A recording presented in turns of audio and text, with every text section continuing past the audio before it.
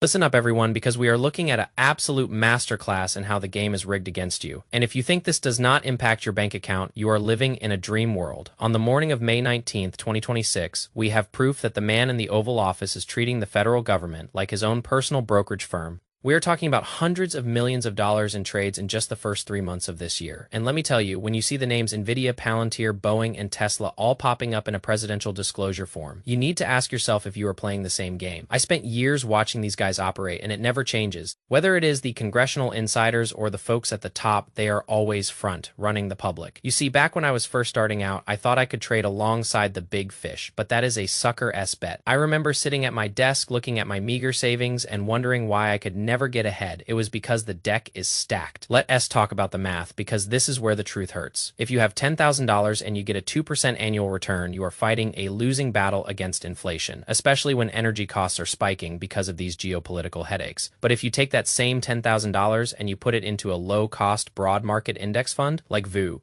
with a solid 8% average annual return, and you add just $500 every single month in 30 years, you are sitting on over $750,000. That is the power of compounding, and it does not require you to know what President Trump is buying in his secret accounts. You do not need to be a genius to build wealth. You just need to be patient, disciplined, and smart enough to realize that the noise on social media is there to distract you. Think about the absurdity of these disclosures. They are buying stocks and companies while simultaneously negotiating multi-billion-dollar contracts for those same companies. It is so brazen, it is so in your face. And yet, most people are too busy scrolling through their feeds to notice I keep my life simple. I drive a 2018 Toyota Camry, I do not buy fancy watches, and I certainly do not chase the latest meme coin that some talking head on a podcast is pumping. Why? Because those people are playing a different game. They are using their influence to generate volume for their own exits. When you see a story about a podcasting deal being offered to the wife of an administration official right as her husband's department is reviewing a $110 billion merger, that is not a business deal. That is a bribe. It is the purest form of corruption, and it happens right under your nose. So what should you do? First, get your head out of the sand. Stop paying attention to the golden ballrooms and the alien sightings, and start paying attention to your own balance sheet. If you have 6 months of living expenses in a high-yield savings account, that is your armor. Keep it there. Do not be tempted to throw your emergency fund into the market because you think you found a hot tip.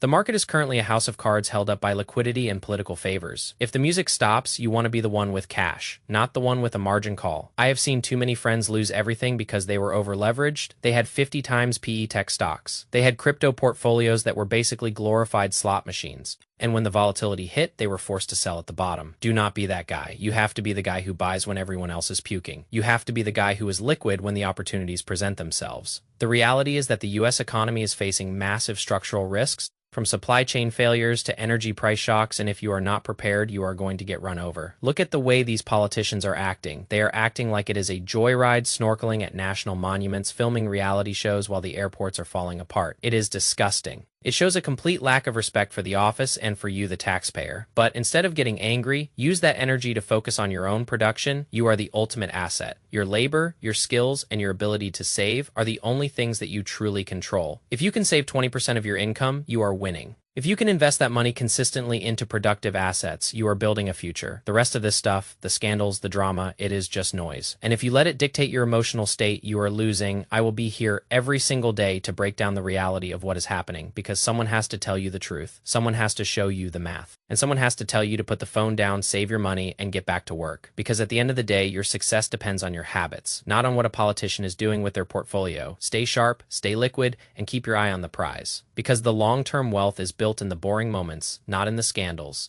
So keep grinding, keep saving, and let us win this game together. We are not here to get rich overnight. We are here to ensure we are still standing when the dust settles. Hit the like button if you want more of this real talk. Subscribe to the channel and leave a comment below with your current saving strategy. Are you stacking cash? Are you staying disciplined? Tell me what you are doing. I read every comment, and I will be back tomorrow with the latest updates as they break. Stay safe, keep your powder dry, and do not let the fear turn you into a paper-handed mess. We are in for a long summer, and only the prepared are going to survive the volatility. I have seen this movie before, and the ending is never good for the people who are over-leveraged. You have been warned. The clock is ticking on these shady deals, and it is also ticking on your portfolio. If you are not positioned for a shock, keep the focus on long-term growth, but acknowledge the short-term reality. You need cash, you need discipline, and you need a thick skin. Let us get after it, and let me break down the math for you. Because most people are absolute disasters when it comes to compounding. Let's say you are 30 years old and you have $10,000 sitting in a high-yield savings account earning 5%, while your friend decides to dump that same $10,000 into a high-risk meme coin that drops 50% overnight. If you play it smart, and you continue to add $500 every single month into a diversified portfolio, like VO, with an average annual return of 8%. In 30 years, you will have roughly $750,000 if you start with that same $10,000, but you wait 10 years to start because you were too busy trying to time the market or chasing headlines about political drama. You end up with less than $350,000.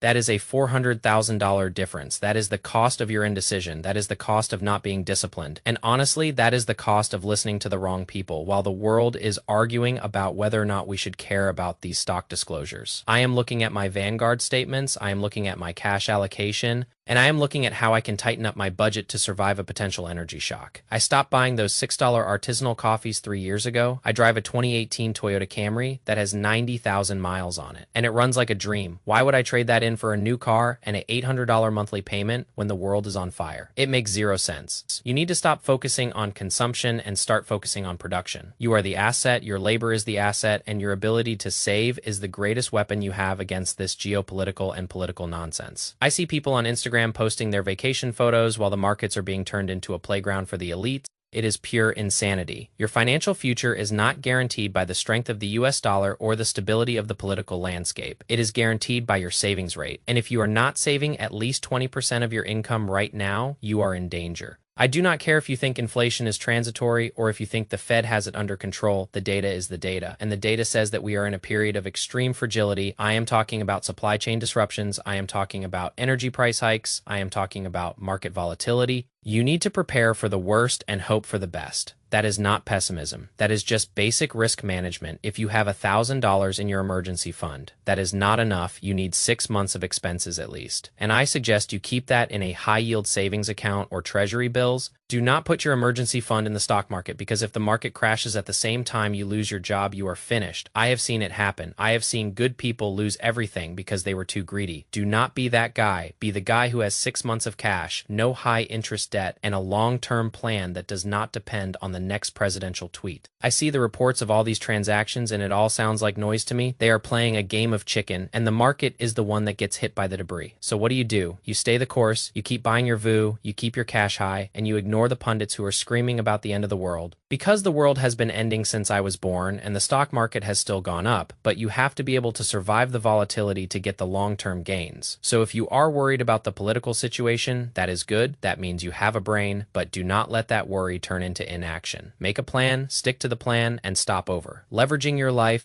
This is not just about finance, this is about freedom, and you cannot be free if you are a slave to your own bad decisions. So let us get back to the basics: save, invest, wait, repeat. That is the only formula that has ever worked, and if you think there is a shortcut, you are going to be disappointed. I have spent the last decade reading every major economic report, and I have come to the conclusion that nobody knows anything for sure, so why would you bet your life savings on someone else's opinion? You should be betting on yourself. You should be betting on your ability to work, your ability to save, and your ability to stay calm. When everyone else is losing their minds, the situation in Washington and the global markets is bad. It is dangerous, and it is potentially expensive, but it is not a reason to abandon your strategy. It is a reason to double down on your discipline. So go home, look at your budget, cut the waste, and start saving. Because if things go south, the only person who is going to bail you out is you, and you better be ready, because the market does not care about your feelings. And it certainly does not care about the geopolitical news cycle. It only cares about the math. So start doing the math, stop buying things to impress people you do not like, and start building the life that you deserve. I will be here every single day to give you the reality check that you need, and we will get through this volatility together. Stay sharp, stay liquid,